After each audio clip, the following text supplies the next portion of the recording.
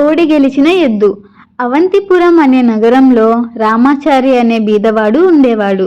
అతనికి ఉన్న ఆస్తల్లా ఒక పెంకుటిల్లు, ఒక ఎద్దు, దూడగా ఉన్నప్పుడు దాని తల్లి చనిపోతే రామాచారి ఎంతో ప్రేమగా దాన్ని పెంచాడు.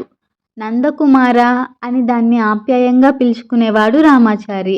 రామాచారి పేదరికాన్ని గమనించిన ఎద్దు తను పస్తులుండి నా కడుపు నింపడానికి ఎంతో శ్రమపడ్డాడు, ఈ మహానుభావుడి రుణం తీర్చుకోవాలి అని ఎప్పుడూ ఆలోచిస్తూ ఉండేది.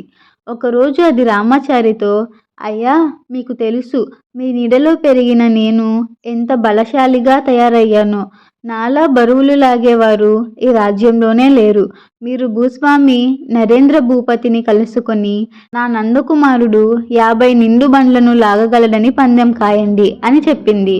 రామాచారి నరేంద్ర భూపతి దగ్గరకు వెళ్ళి ఆ మాట ఈ మాట మాట్లాడుతూ నందకుమారుడి బలం గురించి గొప్పగా చెప్పాడు. అంతేకాదు తన ఎద్దు 50 బండ్లు లాగగలదని పందెం కాశాడు. అతని మాటలు విని ఆశ్చర్యపోయిన నరేంద్ర భూపతి 1000 రూపాయల పందెంకి సిద్ధపడ్డాడు. ఆ పందెం గురించి తెలిసిన ఆ గ్రామ ప్రజలే కాకుండా ఆ చుట్టుపక్కల జనాలు కూడా పోగయ్యారు.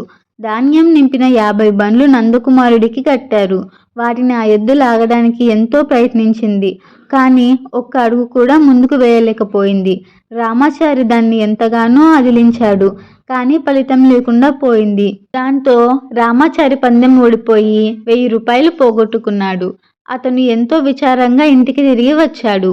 అప్పుడు ఆ ఎద్దు అతనితో, అయ్యా, నన్ను మన్నించు, నేను లాగలేక కాదు, ఆ మాత్రం శక్తి నాలో ఉంది. ఎందుకనో నా కాళ్ళు ముందుకు పడలేదు. ఈసారి 100 బండ్లు లాగగలనని పందెం కాయండి అని అంది.